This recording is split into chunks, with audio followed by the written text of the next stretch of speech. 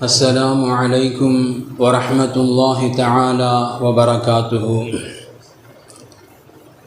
الحمد لله رب العالمين والعاقبة للمتقين والصلاة والسلام على سيدنا أفضل الأنبياء والمرسلين وعلى آله وصحابه وأزواجه وذرياته وأهل بيته وأتباعه أجمعين. أما بعد، فقد قال الله تعالى في القرآن العظيم وفي الفرقان الحميد: قالت إحداهما يا أبت استأجره إن خير من استأجرت القوي الأمين. صدق الله العلي العظيم. قال نبينا صلى الله عليه وسلم: إذا وصل الأمر إلى غير أهله فانتظر الساعة. وصدق رسول الله صلى الله عليه وسلم. எல்லா புகழும் புகழ்ச்சியும் ஏக இறையோனாகிய வல்லோன் அல்லாஹ்வுக்கு சுப்ஹானஹு வ தஆலா ஒருவனுக்கே உரித்தாகட்டுமாக. அவனது இறுதி தூதர் ஹாத்தமுன் நபி முஹம்மதுன் ஸல்லல்லாஹு அலைஹி வஸல்லம் அன்னவர்கள் மீதும் அன்னாரது வாழ்க்கை வழிமுறைகளை தங்களது வாழ்வின் எல்லா நிலைகளிலும் கடைபிடித்து வந்த உத்தம சத்திய சஹாபாக்கள், தாபிஈன்கள், தபஉ தாபிஈன்கள், அக்தாபுகள், அவுலியாக்கள், நல்லோர்கள், நாதாக்கள், மேலும் உலகளாவிய முஸ்லிம்கள் குறிப்பாக நம் அனைவர்கள் மீதும் வல்ல ரஹ்மானின் அன்பும் அருளும் என்றென்றும் நிறைவாக உண்டாவதாக. ஆமீன். அன்பிற்குரிய அல்லாஹ்வின் நல்லடியார்களே, உலகெங்கும் எப்படி கோடையினுடைய காலங்கள் ஆரம்பமாகி கோடையின் சூடு மக்களை வேகமாக ஆட்கொண்டிருக்கின்றதோ, அதுபோன்று அல்லது அதனை விட அதிகமாக இந்தியாவினுடைய சில மாநிலங்களில் நடைபெற்று வரக்கூடிய சட்டமன்ற தேர்தலுடைய சூடு என்பது மிக வேகமாகவே தாக்கிக் கொண்டிருக்கின்றது. கடந்த வாரம் 1-2 மாநிலங்களில் முடிந்துவிட்ட வரக்கூடிய வாரத்தில் தமிழகம் உட்பட மேற்கு வங்கம் போன்ற சில மாநிலங்கள்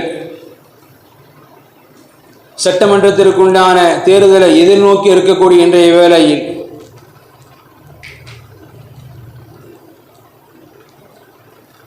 பொதுவாக அரசியலை குறித்து, அரசியல் நுட்பங்களை குறித்து நம்மில் பலர்களும் அதிகம் தெரிந்திருப்பதற்குண்டான வாய்ப்புகள் உண்டு என்றாலும் கூட, நாம் எதிர்நோக்கி இருக்கக்கூடிய இந்த தேர்தலை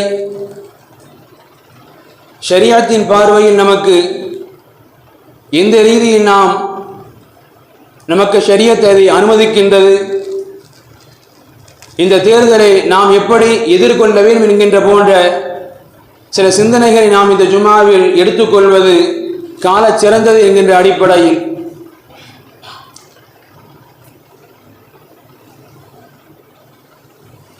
நாம் சந்திக்க இருக்கக்கூடிய இந்த தேர்தல், அது நமது வாக்களிப்பு, மார்க்கம் நமக்கு இவைகளை 2 விதமாக நமக்கு அனுமதிக்கின்றது. முதல் விஷயம், நம்மை யார் ஆளப் போகின்றார்களோ அவர்களை தேர்ந்தெடுக்கக்கூடிய உரிமையை ஜனநாயக நாடு நமக்கு கொடுத்திருக்கின்றது.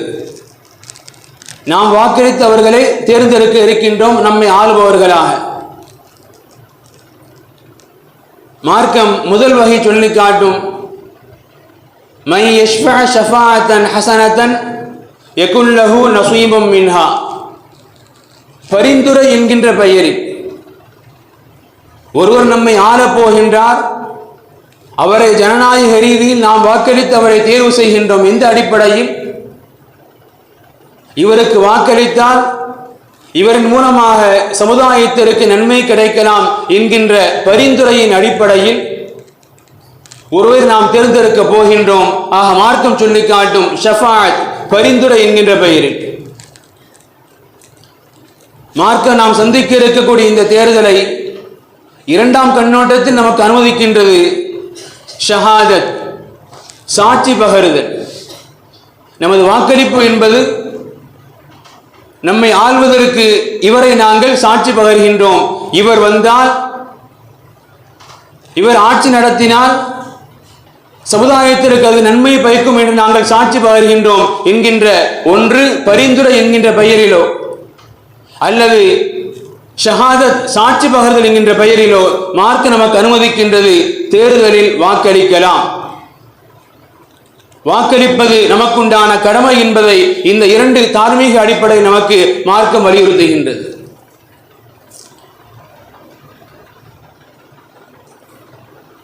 பொதுவாக இஸ்லாமிய மார்க்கம் உலகத்தினுடைய நாம் நமது வாழ்வில் சந்திக்கின்ற எல்லா விதமான பிரச்சனைகளையும் அதை எதிர்கொள்வதற்குண்டான, அதை சமாளிப்பதற்குண்டான எல்லா வகையான தீர்வையும் சொல்வதுதான் இஸ்லாமிய மார்க்கத்தினுடைய ஒரு மிகப்பெரிய சிறப்பு. அந்த அடிப்படையில் இஸ்லாமிய மார்க்கம் ஒரு தலைமை, அந்த தலைமையை தேர்ந்தெடுத்தல், அந்த தலைமைக்கு கட்டுப்படுதல் எவ்வளவு தூரங்கள் அவசியம் என்பதை குறித்து அண்ணன் பெருமானாருடைய இந்த ஹதீஸ் நமக்கு உணர்த்தி காட்டும். இதா ஹரஜ ஸலாஸத்துன் ஃபீ ஸஃபரின், ஒரு பிரயாணத்திற்கு கூட நீங்கள் 3 பேர் சேர்ந்து தயாராகிவிட்டால், வெளிக்கிளம்பி விட்டால், நமக்கு மார்க்கம் சொல்லுது ஃபல்யுஅம்மிரு வஹதஹும், அவர்கள் ஒருவரை நீங்கள் தலைவராக தேர்ந்தெடுத்துக் கொள்ளுங்கள். காரணம், எங்கு தலைவர் இருக்கின்றாரோ, ஒரு தலைமைக்கு கீழ் செயல்படுகின்ற பொழுதுதான் எல்லா காரியங்களும் சிறப்புற நடைபெறும் என்கின்ற அடிப்படையில் மார்க்கம் நமக்கு உலகத்தின் சாதாரண பிரயாணம், அந்த பிரயாணத்திற்கு கூட நமக்கு வழிகாட்டுகின்றது. நீங்கள் 3 நபர்கள் சேர்ந்து ஒரு பயணத்திற்காக கிளம்பிவிட்டால் முதல் விஷயமாக நீங்கள் செய்ய வேண்டியது உங்களில் ஒருவரை தலைவராக தேர்ந்தெடுத்துக் கொள்ளுங்கள். ஆக ஒரு தலைமையை உருவாக்க வேண்டியதும் அதற்கு கீழ்ப்படிதலும் எவ்வளவு தூரங்கள் அவசியம் என்பதை அண்ணல் பெருமானாருடைய இந்த வார்த்தைகள் சமுதாயத்திற்கு உணர்த்தி காட்டும்.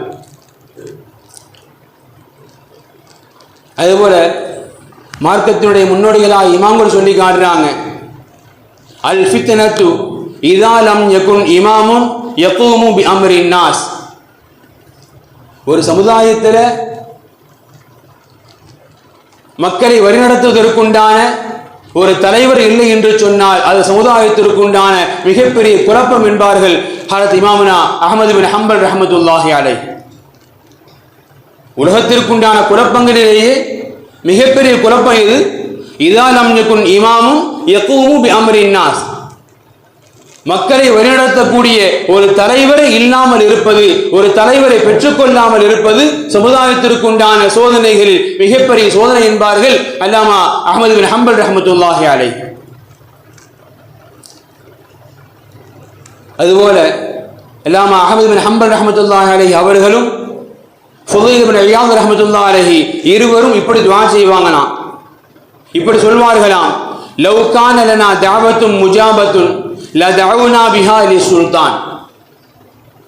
அல்லாஹ் மட்டும் எங்களுக்கு வாழ்க்கையில நீங்க ஒரு துஆவை கேளுங்க, அந்த துஆவை கண்டிப்பா நான் ஒப்புக்கொள்வேன், அந்த துஆவுக்கு மறுப்பே கிடையாது என்று அல்லாஹ் ஒரு துஆ எங்களுக்கு வாய்ப்பு தருவான் என்று சொன்னால் நாங்கள் ஒரு துஆவை கண்டிப்பாக கேட்போம்.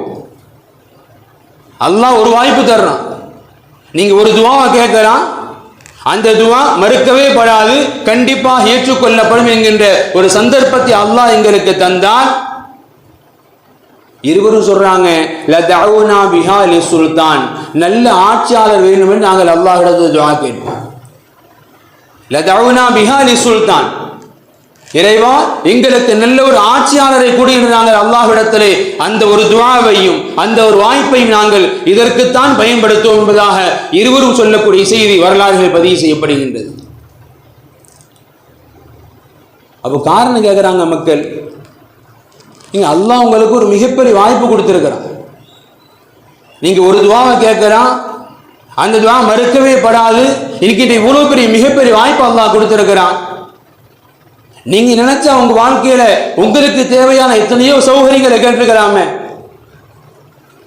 அதை விட்டு ஏன் ஒரு நல்ல ஆட்சியாளர் நீங்கள் ஏன் கேட்க வேண்டும் என்கின்ற மறு வினாவை மக்கள் முன்வைக்கின்ற பொழுது இருவரும் இப்படி பதில் சொன்னாங்கன்னா, இதா ஜஅல்தஹா ஃபீ நஃப்ஸி லம் தஉதுனி, ஏன் தேவைக்காக ஏன் சுயானத்துக்காக நான் பயன்படுத்திக்கிறேன்னு சொன்னா அதை வச்சு யாருக்கு எந்த பிரயோஜனம் இல்லை. ஆனால் வைதா ஜஅல்தஹா ஃபீ சுல்தானி ஸலுஹ ஃபஸலுஹ பி ஸலாஹில் இபாது வல் பிலாத், ஆனால் ஒரு நல்ல ஆட்சியாளர் கிடைக்கப்பட்டால் அந்த ஆட்சியாளர் மூலமாக அந்த ஆட்சிக்கு கீழ் இருக்கக்கூடிய குடிமக்களும் சரி அந்த ஊரும் நிம்மதியாக இருக்க முடியும். ஒரு துவா எனக்கு கேட்டுக்கிட்டு அது என்னோட முடிஞ்சிடும், அவ்வளவுதான்.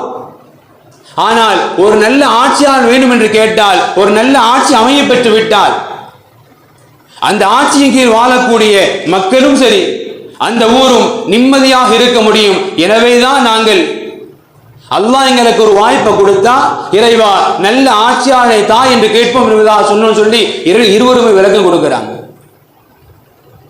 இந்த மார்க்கம் வெறும் ஆன்மீக ரீதியாக வணக்கத்தின் ரீதியாக மறுமையின் ரீதியாக மட்டும் நம்மை வாழ சொல்லவில்லை, வாழ பழக்கவும் இல்லை. மாறாக உலகில் நாம் வாழ்வதற்கு என்னென்ன விஷயங்கள் தேவையோ, எது இருந்தால் மனித வாழ்க்கை நிம்மதி பெறுமோ, எது இருந்தால் மனித வாழ்க்கை சுமூகமாக வாழ முடியுமோ அப்பேற்பட்ட எல்லா விஷயங்களையும் வலியுறுத்தி இருக்கக்கூடிய ஒரு உன்னதமான மார்க்கம் தான் இந்த இஸ்லாமிய மார்க்கம் என்பதை ஆரம்பத்தில் நாம் தெளிவாக தெரிந்து கொள்வோம். அன்பிற்குரிய அல்லாஹ் நல்லடியார்களே, நாம் எதிர்கொள்ள இருக்கக்கூடிய தேர்தல் எவ்வளவு தூரங்கள் ஒரு நெருக்கடியான சூழலில் இந்த தேர்தலை மற்றவர்களை விட இந்த இஸ்லாமிய சமுதாயம் சந்திக்க காத்துக் கொண்டிருக்கின்றது நம்மில் யாருக்கும் சொல்லித் தெரிய வேண்டிய அளவுக்கு அது மறைமுகமான விஷயம் இல்லை. கிட்டத்தட்ட இந்தியாவின் அரசியலில் 1990க்கு பிறகு, குறிப்பாக பாபர் மஸ்ஜிதின் இடிப்பிற்கு பிறகு இந்தியாவில் முஸ்லிம்கள் சந்திக்கக்கூடிய தேர்தல் எல்லாமே ஒரு மிகப்பெரிய நெருக்கடிக்கு மத்தியில், அதிலும் குறிப்பாக பாசிசங்கள் ஒவ்வொரு மாநிலங்களாக கைப்பற்றி தனக்குண்டான அசுர வளர்ச்சிகளை காட்டிக் கொண்டிருக்கக்கூடிய இன்றைய காலகட்டத்தில் நாம் சந்திக்க இருக்கக்கூடிய இன்றைய தேர்தல் இதுவரைக்கும் பாராளுமன்றத்தில் மத்திய அரசுக்கு போட்டி இருந்தது. அதுல யார் வரணும் யார் வரக்கூடாது என்கின்ற ஒரு தேர்வு இருந்தது, ஒரு பயம் இருந்தது. ஆனால் இன்று சட்டமன்ற தேர்தல் வரை பாசிசத்தின் கைகள் மிகப்பெரிய அளவில் நீண்டு இருக்கின்றது. மாநில உரிமைகளிலிருந்து அத்துணையும் கபலீகரம் செய்யக்கூடிய அளவிற்குண்டான மிகப்பெரிய திட்டமிடல்களை வகுத்துக் கொண்டு ஒவ்வொரு மாநிலங்களாக அஜெண்டா வைத்து மிகப்பெரிய அளவில் சூழ்ச்சிகள் செய்து கொண்டிருக்கக்கூடிய இன்றைய வேளையில் நாம் சந்திக்க இருக்கக்கூடிய தேர்தல் மிக மிக கவனத்தோடு மிக மிக விழிப்புணர்வோடு இந்த சமுதாயம் சந்திக்க வேண்டும் என்பதை கண்டிப்பாக நம்மில் யாரும் அலட்சியப்படுத்திவிட முடியாது. பொதுவாக எல்லாரும் சொல்றது மாதிரி தான், நம்மை யார் ஆள வேண்டும் என்பதை விட இந்த மண்ணை யார் ஆண்டு விடக்கூடாது, இந்த மண்ணிற்கு ஆள தகுதியற்றவர்கள் யார், சமுதாயத்தின் அத்துணை இடங்களில் இருந்தும் அத்துணை தரப்பில் இருந்தும் சமுதாயத்திற்கு மிக தெளிவாக சொல்லப்பட்டுக் கொண்டிருக்கின்றது. இந்த மண், குறிப்பாக தமிழக மண், அறிவுஜீவிகளால் பகுத்தறிவால் வார்த்தெடுக்கப்பட்ட வளர்த்தெடுக்கப்பட்ட இந்த மண் கண்டிப்பாக ஒருபோதும் அடிமை மண்ணாக மாறிவிடக் கூடாது, சுய சிந்தனையற்றவர்களாக மாறிவிடக் கூடாது என்கின்ற விழிப்புணர்வை சமுதாயத்தின் எல்லா புறங்களிலும் நமக்கு மீண்டும் மீண்டும் சொல்லப்பட்டுக் கொண்டே இருக்கின்றது.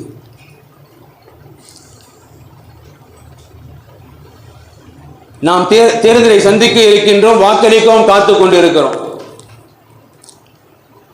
ஒரு தலைவரை எந்த ரீதியில் நாம் தேர்ந்தெடுக்கலாம், எப்படி தேர்ந்தெடுப்பது நமக்கு ஏற்றமானதாக இருக்கும்? மார்க்கத்தின் அடிப்படையில் நிறைய விஷயங்கள் சொல்லப்பட்டாலும் இது ஒரு ஹுக்மு ஷரியாவை பின்பற்றக்கூடிய ஒரு இஸ்லாமிய நாடு அல்ல. மாறாக அனைவரும் கலந்து வாழக்கூடிய பன்முகத்தன்மை கொண்ட ஒரு நாடு என்பதனால் எல்லோரும் ஏற்றுக்கொள்ளக்கூடிய ரீதியில் சில நிபந்தனைகள் நமக்கு இமாம்கள் ஆதாரமாக நபீனா மூசா மன்னருடைய வரலாற்றிலிருந்து ஒரு சிறு பகுதி எடுத்து சொல்லி காட்டுறாங்க. நமக்கு வரலாறு தெரியும். நபீனா மூசா மன்னவர்கள் தன் ஊரிலிருந்து வெளியேறி மற்றொரு ஊருக்கு வந்திருக்கிறாங்க. யாருனே தெரியாத ஒரு ஊர். அங்கு இரு பெண்மணிகளுக்கு உதவி செய்ய வேண்டிய ஒரு சூழல் ஏற்படுகின்றது. அந்த இரு பெண்மணிகளும் தனது தந்தை இடத்தில் நபீனா ஷுஐப் அலைஹிஸ்ஸலாம் மன்னரிடத்தில் கொண்டு போய் நபீனா மூசா அலைஹிஸ்ஸலாம் மன்னர்கள் நிறுத்துறாங்க. நிறுத்தியது மட்டுமல்ல, தந்தை இடத்துல பேசுறாங்க. குர்ஆன் சாட்சி பகர்கின்றது. காலத்தி ஹதாஹுமா, அந்த இரண்டு பெண்மணிகள், ஒரு பெண்மணி தந்தை இடத்துல சொன்னாங்க, யா அபதி இஸ்தஅஜிருஹு, என் தந்தையே, இவரை நீங்கள் நமது பாதுகாப்பிற்குண்டான ஒரு நபராக நீங்கள் தேர்ந்தெடுத்துக் கொள்ளுங்கள். எப்படி பாதுகாப்பிற்குண்டான ஒரு நபராக தேர்ந்தெடுக்கின்றார்கள்? அவர் வாக்குமூலத்தில் குர்ஆன் பேசுகின்றது. இன்ன கைர மன் இஸ்தஅஜர்தல் கவியுல் அமீன், இவரை ஏன் நமது பாதுகாவலராக தேர்ந்தெடுக்கலாம் என்று சொல்கின்றேன் என்று சொன்னால் இரண்டு தன்மைகளை சொல்றாங்க. ஒன்று அல் கவி, மற்றொன்று அல் அமீன். தந்தையே, இவர் மிகப்பெரிய வலுவுள்ளவராக இருக்கிறார். இவர் மிகப்பெரிய வலுவுள்ளவராக இருக்கிறார், சக்தி வாய்ந்தவராக இருக்கிறார். மற்றொரு காரணத்தை சொல்றாங்க, அல் அமீன், நம்பிக்கைக்குரியவராக இருக்கிறார். நம்மை ஆள்பவரை, நமக்குண்டான பாதுகாவலரை எப்படி தேர்ந்தெடுக்கலாம் என்பதை இந்த ஆயத்தின் பின்னால் இமாம்கள் சொல்லி காட்டுறாங்க. அல் கவி, முதல்ல நல்ல சக்தி வாய்ந்தவராக, யாருக்கும் பயப்படாதவராக. ஒரு மாநிலத்திற்குண்டான பிரச்சனை என்று வருகின்ற பொழுது, ஒரு நபருக்குண்டான பிரச்சனை என்று வருகின்ற பொழுது யாருக்கும் பயப்படாதவராக, தன் குரல்களை பயமின்றி வெளிப்படுத்துபவராக. இந்த தகுதி யாரிடத்தில் இருக்குமோ அவரை தலைவராக தேர்ந்தெடுக்கலாம். இரண்டாவது அல் அமீன், நம்பிக்கைக்குரியவராக. இரண்டாவது அல் அமீன், நம்பிக்கைக்குரியவராக யார் இருக்கின்றாரோ அவரை தேர்ந்தெடுக்கலாம்.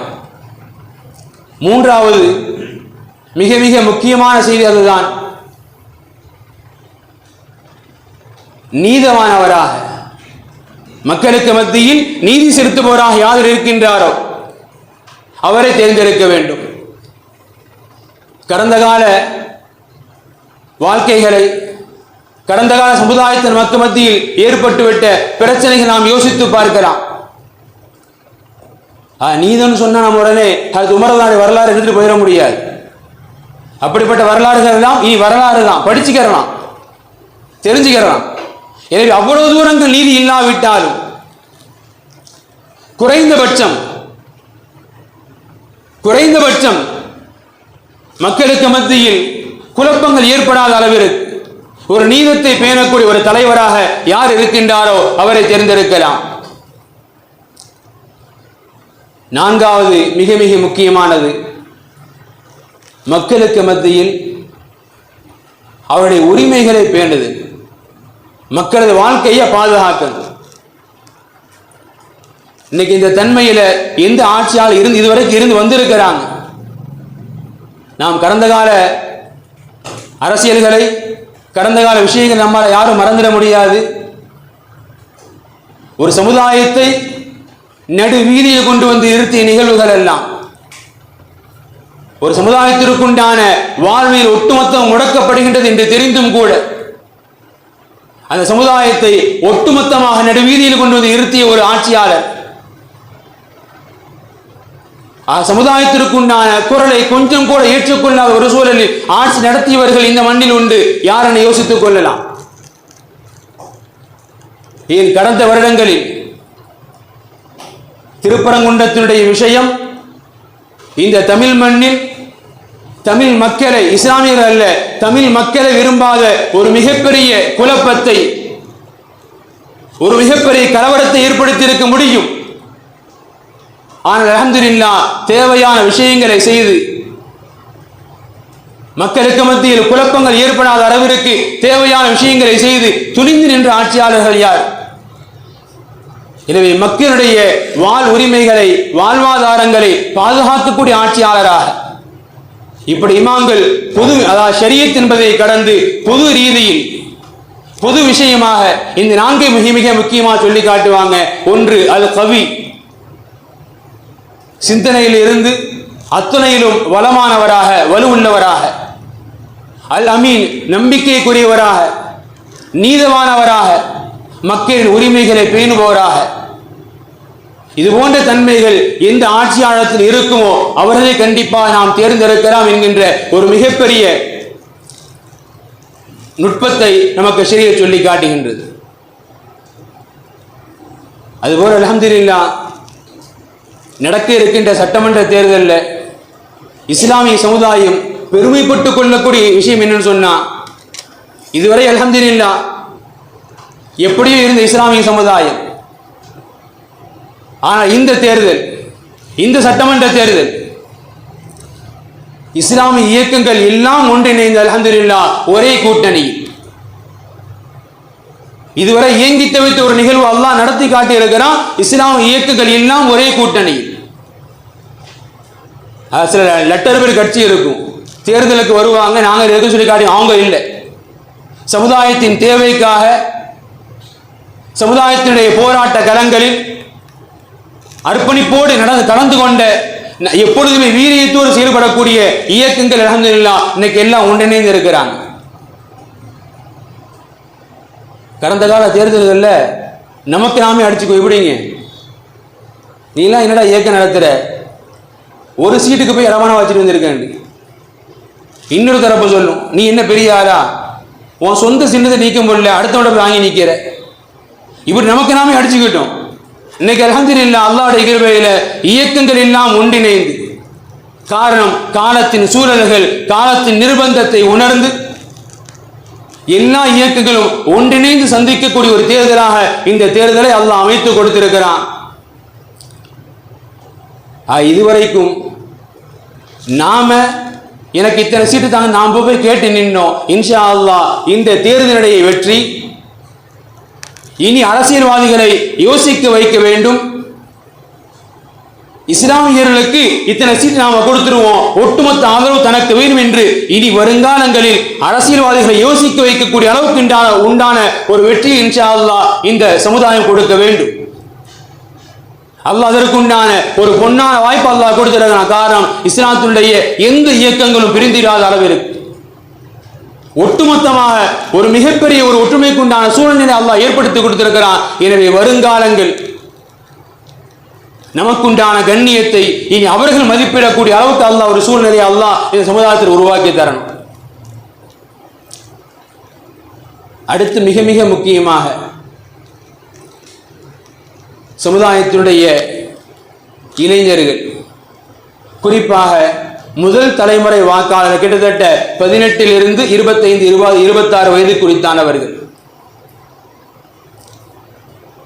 ஒரு காலம் இருந்துச்சு, நம்ம பெற்றவங்க சொல்லுவாங்க இவருக்கு ஓட்டு போடுப்பான், நாம கேட்டுக்குவோம்.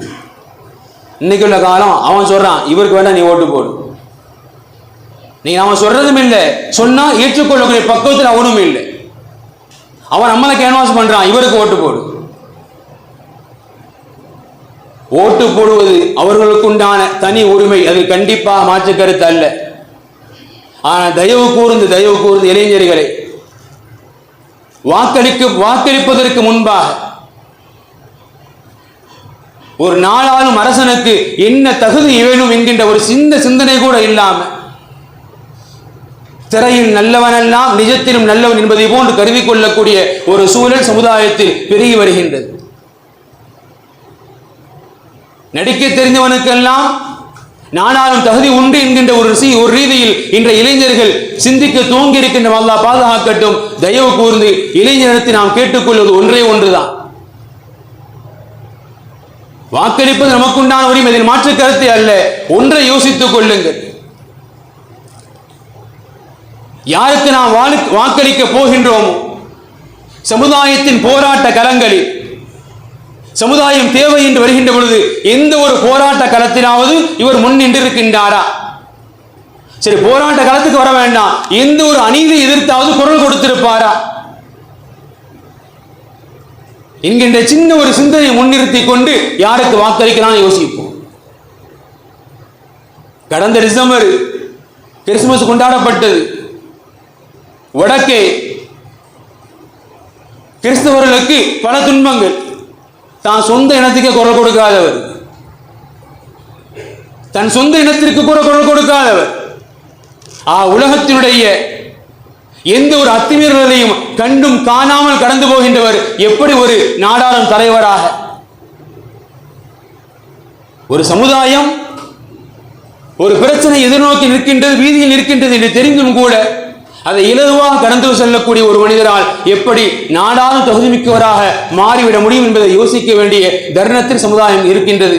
எனவே அன்பிற்குரிய அல்லாஹ்வின் நல்லடியார்களே, நமது வாக்கு சிதறல்கள் கண்டிப்பாக நம்மை யார் ஆளக்கூடாதோ அவர்களை ஆட்சி கட்டிலுக்கு கொண்டு வராவிட்டாலும் எதிரணி என்கின்ற ஒரு சூழலுக்கு கூட உருவாக்கிவிடக்கூடாது. நம்முடைய வாக்கு சிதறல்கள் இன்ஷா அல்லாஹ் கண்டிப்பாக ஒரு காலத்திலும் வர முடியாது இந்த மண்ணுக்குள்ள. ஆனால் எதிரணி என்கின்ற ஒரு ரீதிக்கு கூட அவர்களை உருவாக்கிவிடக் கூடாது. எனவே தயவு கூறும் சமுதாயத்தின் ஒட்டுமொத்த தரப்பில் இருந்து நம்மிடத்தில் வைக்கப்படக்கூடிய கோரிக்கை, இந்த மண் யார் ஆள வேண்டும் மிக தெளிவாக மதவாதத்தை சார்ந்தவர்களா, மத சார்பட்ட நடுநிலையான ஆட்சி தருபவர்களா என்று யோசித்து வாக்களிக்க கடமைப்பட்டு இருக்கின்றோம். அல்லாஹ் ரப்புல் ஆலமீன் நாம் சந்திக்கக்கூடிய இந்த தேர்தல் மட்டுமல்ல, எல்லா தேர்தல் களங்களிலும் நாம் மட்டுமல்ல நமது சந்ததிகளும் இந்த மண்ணில் நிம்மதியாக வாழ்வதற்குண்டான நல்ல ஆட்சி அல்லாஹ் தந்த அருள்வாய்ப்பானா என்று துஆ செய்தவனாக எனது வார்த்தையை நிறைவு செய்கின்றேன். வாஹிர் தஅவாஹும் அனில் ஹம்துலில்லாஹி ரப்பில் ஆலமீன். அஸ்ஸலாமு அலைக்கும் வரஹ்மத்துல்லாஹி தஆலா வ பரகாத்துஹு.